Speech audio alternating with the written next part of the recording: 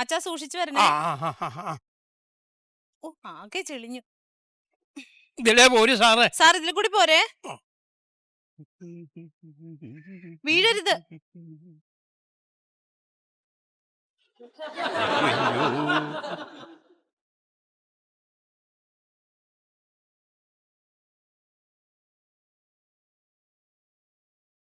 ഇങ്ങോട്ട് ഇങ്ങോട്ട് ഇങ്ങോട്ട്. ഇതില് ചവിട്ടല്ലേ, ഇതെന്താ?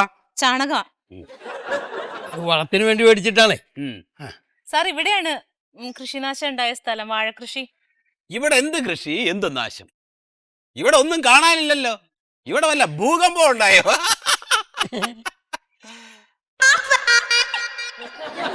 സാറേ, സാറിന്റെ ഓഫീസിൽ ഞങ്ങൾ എത്ര തവണ കയറി ഇറങ്ങിയത്, ഒന്ന് ഇവിടെ വരെ വന്ന് നോക്കാൻ പറഞ്ഞിട്ട്. സാർ ഇപ്പോഴല്ലേ വന്നത്?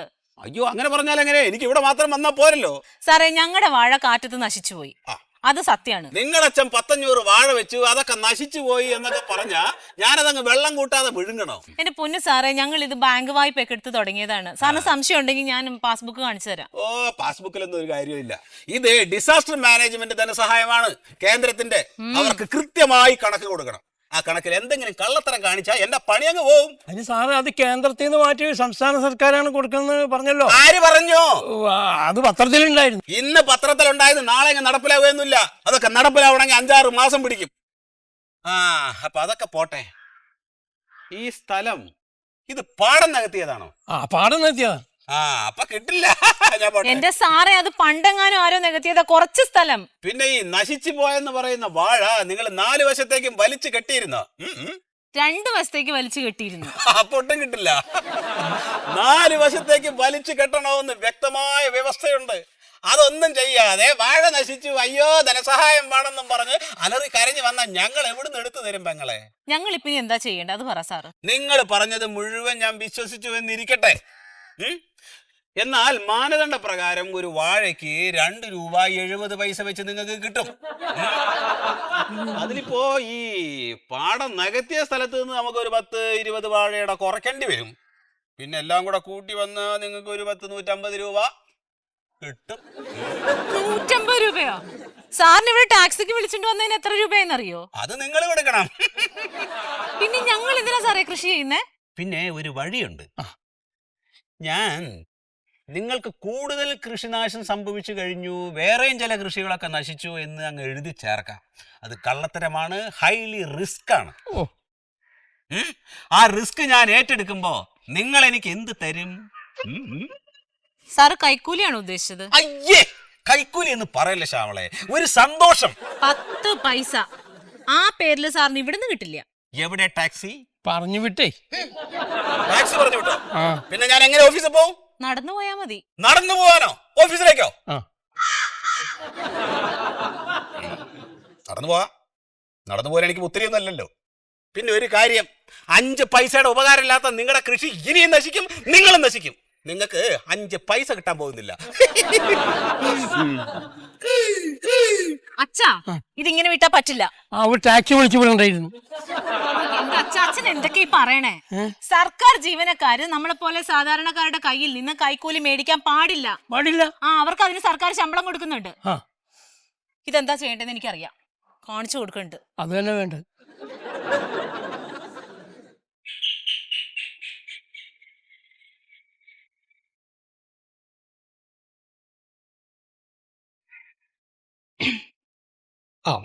ഇവിടെ ഇപ്പൊ സാധനമൊന്നും വേണ്ട.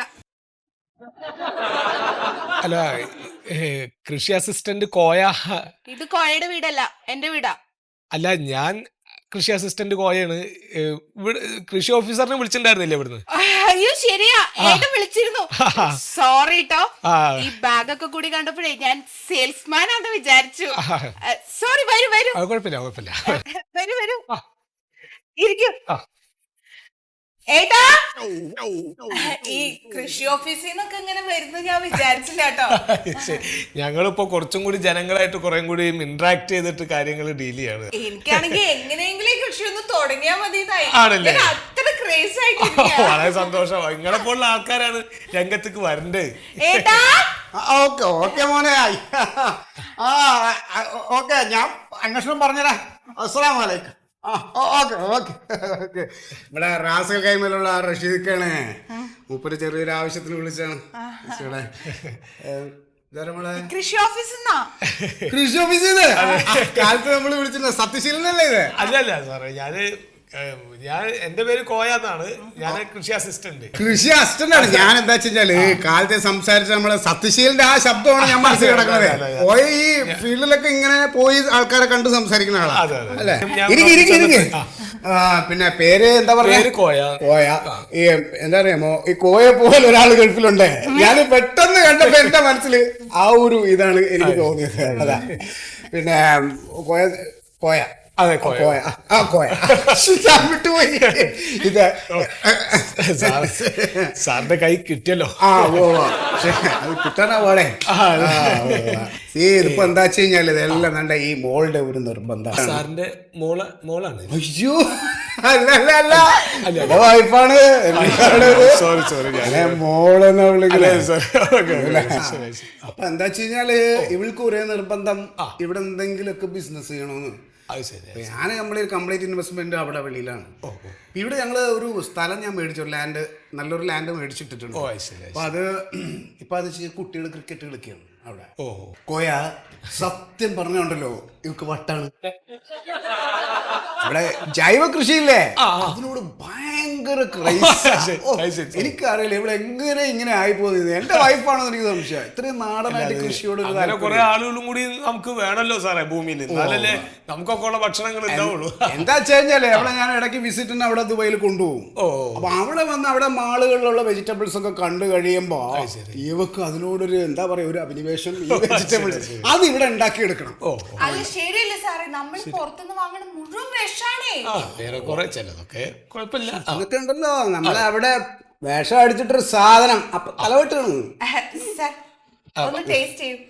അല്ല, ഞാൻ പുറത്തൊന്നും അങ്ങനെ കഴിക്കലില്ല, അതുകൊണ്ടാണ്. അതായത് നമ്മുടെ ആ പദ്ധതിയുടെ ഭാഗമായിട്ടൊരു കാര്യം തുടങ്ങാൻ പോവല്ലേ സാറ്, ഒന്ന് ടേസ്റ്റ് ചെയ്യണല്ലോ. ടേസ്റ്റ് ചെയ്യണം.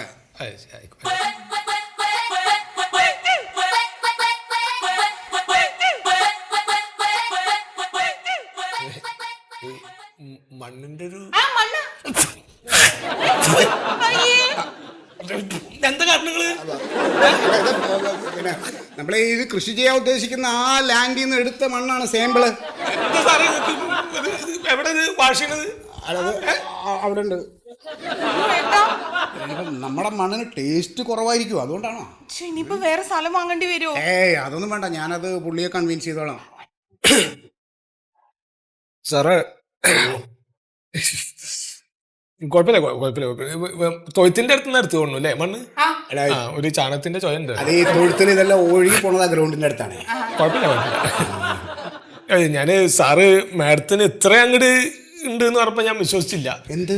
അല്ല, ഈ ജൈവ കൃഷിനോടുള്ള വട്ട് പോലത്തെ ക്രൈസ്. അത് സാറേ ആ സിനിമയിൽ അങ്ങനെ ആയിരുന്നില്ലേ ഏട്ടാ? അത് എന്താ പറയാ കോയ, സന്ദേശം ഫിലിം ഉണ്ടല്ലോ, അതിനകത്തെ ആ കൃഷി ഓഫീസറായിട്ട് വരുന്നയാളെ മേഡം സിനിമയില് എന്ന് പറഞ്ഞാൽ അവർക്ക് അത് തിന്നേണ്ട ആവശ്യമൊന്നുമില്ല. അത് വെറുതെ കാണിച്ചാൽ മതി, അതിന് അവർക്ക് കാര്യം കിട്ടും. ഇത് അതല്ല സംഭവം.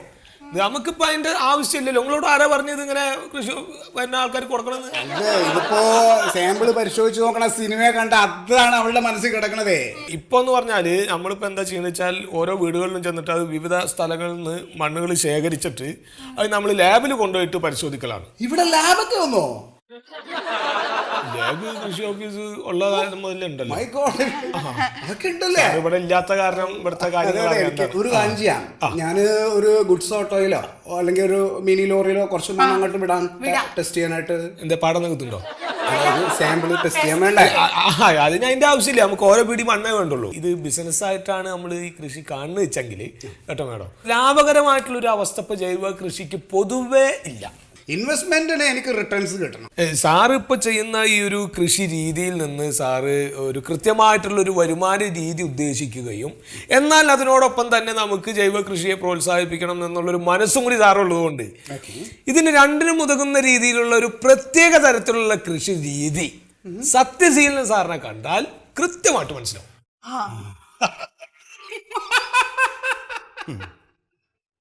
അപ്പൊ ആ ബിസിനസ്സും പൊളിഞ്ഞു. അതായത് ഇപ്പൊ ബ്രോക്കർ പണി കൊണ്ടൊന്നും ഇനി അങ്ങോട്ട് മുന്നോട്ട് പോകാൻ പറ്റൂല. കാരണം ഇത് നമ്മൾ വിചാരിക്കണ അത്ര ഒരു വരുമാനം നമുക്ക് തിരിച്ചു കിട്ടുന്നില്ല. വെറുതെ പണിയെടുക്കന്നെയാ. പിന്നെ ആൾക്കാർ തല്ലും കിട്ടുക. അപ്പൊ തല്ലും കിട്ടിയോ? അപ്പോൾ ഇത് തല്ലൊന്നും കിട്ടാത്ത രീതിയിൽ അത്യാവശ്യം മാന്യം മര്യാദക്ക് നടത്താൻ പറ്റുന്ന ഒരു ബിസിനസ്സാണ് ഇപ്പോൾ എൻ്റെ ലക്ഷ്യം. അതായത് ഇപ്പൊ ട്രെൻഡ് ഈ ജൈവത്തിനാ. ജൈവ കൃഷിയില്ലേ? പക്ഷെ അതിലൊന്നും എനിക്ക് തോന്നുന്നില്ല എമ്മാരി ഒരു വരുമാനമൊക്കെ നമുക്ക് റിട്ടേൺ കിട്ടുമോ. ജൈവം എന്ന് പറഞ്ഞു കഴിഞ്ഞാൽ ആളുകൾ വിഷമാണെന്ന് പറഞ്ഞാലും വാങ്ങിച്ചിട്ട് പോകും. മാത്രമല്ല സർക്കാരും ഈ ജൈവ പച്ചക്കറി കൃഷിക്ക് നല്ല പ്രോത്സാഹനം കൊടുക്കുന്നുണ്ട്. അതിനിപ്പോ നമുക്ക് സ്ഥലം വേണ്ടി വരില്ലേ? സ്ഥലത്തിനെ പറ്റിയൊന്നും നിങ്ങൾ ബേജാറാവണ്ടെന്ന് അതൊക്കെ ഞാൻ സംഘടിപ്പിക്കാം. അത് നേരി. കാരണം ഒരു കൃഷി വകുപ്പ് ഓഫീസറെ നമ്മളത് പഠിപ്പിക്കേണ്ട കാര്യമില്ലല്ലോ. പിന്നെ മാത്രല്ല ഈ ഓഫീസിൽ ഇവിടെ ഇരിക്കുമ്പോ എണ്ണിച്ചുട്ടാപ്പം കൊണ്ട് നമുക്കൊന്നും കിട്ടത്തില്ല. അപ്പൊ എന്തെങ്കിലും കുറച്ചൊക്കെ ഒരു സൈഡ് ബിസിനസ് ഉള്ളത് എനിക്കൊന്ന് ആലോചിച്ചതാണ്. പക്ഷെ കുറച്ച് ഇൻവെസ്റ്റ്മെന്റ് വേണ്ടി വരും. എത്ര വേണ്ടി വരും?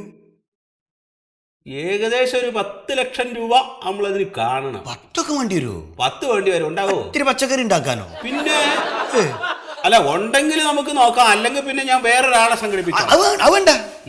ഇപ്പൊ ഞാൻ ഇവിടെ വന്ന സ്ഥിതിക്ക് നമുക്ക് ഇതാണ്ട് ഉറപ്പിച്ചോളാം. മറിമായത്തിനെ സ്നേഹിക്കുന്ന നിങ്ങൾക്ക് ഒരു സന്തോഷ വാർത്തയുമായിട്ടാണ് ഞാൻ വന്നിട്ടുള്ളത്. ഇതുവരെ അതായത് 15 വർഷമായി നമ്മുടെ മറിമായം ഇങ്ങനെ സക്സസ്ഫുള്ളായി പോയിക്കൊണ്ടിരിക്കുകയാണ്. ഇത്രയും നാളത്തെ നമ്മുടെ എല്ലാ എപ്പിസോഡുകളും സൗജന്യമായി തന്നെ മനോരമ മാക്സിൽ നിങ്ങൾക്ക് കാണാൻ സാധിക്കുന്നതാണ്.